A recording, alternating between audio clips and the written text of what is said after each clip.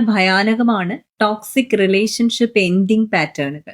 അതിൽ ആദ്യത്തേത് smear campaign എന്ന് പറയും. അതായത് നമ്മുടെ റെപ്യൂട്ടേഷനെ ഡാമേജ് ചെയ്തിട്ട് എല്ലാ പേരോടും നമ്മുടേതായിട്ടുള്ള ഒരു ഇമേജ് തകർത്തെറിഞ്ഞിട്ടായിരിക്കും ആ വ്യക്തികൾ ആ ബന്ധം അവസാനിപ്പിച്ച് അവിടെ നിന്ന് പോകുന്നത്. രണ്ടാമത്തേത് ബ്ലെയിം ഷിഫ്റ്റ് ആണ്. കംപ്ലീറ്റ് കുറ്റവും മറ്റേയാളുടേതാണ് എന്നുള്ള രീതിയിലായിരിക്കും പെരുമാറുക. മൂന്നാമത്തേത് ഒരു ഗോസ്റ്റിംഗ് എന്ന് പറയും. സഡൻ ഡിസപ്പിയറൻസ് ആണ്. അങ്ങനെ ഒരു വ്യക്തി കൂടെ ഉണ്ടായിരുന്നു എന്നതിന് ഒരു തെളിവുമില്ല. എന്തെങ്കിലും ഒരു ഇമോഷണൽ ഔട്ട് ബേസ്റ്റ് ഉണ്ടായാൽ പോലും അതൊന്നും പറയാനോ പങ്കുവെക്കാനോ ഒരിക്കൽ കൂടി ഒന്ന് സംസാരിക്കാനോ ഒന്നും അവിടെ ആരും ഉണ്ടാവില്ല.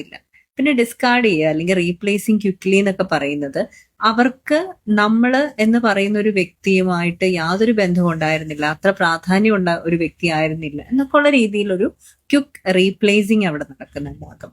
അതുപോലെയുള്ള കുറെ അധികം ടെൻഡൻസികൾ വന്നു കഴിയുമ്പോൾ വീണ്ടും ഒരു ബന്ധത്തിലേക്ക് പോകാനായിട്ട് പലരും ഭയക്കും. മാത്രമല്ല സ്വന്തം ഐഡന്റിറ്റിയും സെൽഫ് വർത്തിനെയും ഒക്കെ ഇങ്ങനെ ചോദ്യം ചെയ്യുന്ന തരത്തിലേക്ക് അത് മാറുകയും ചെയ്യും.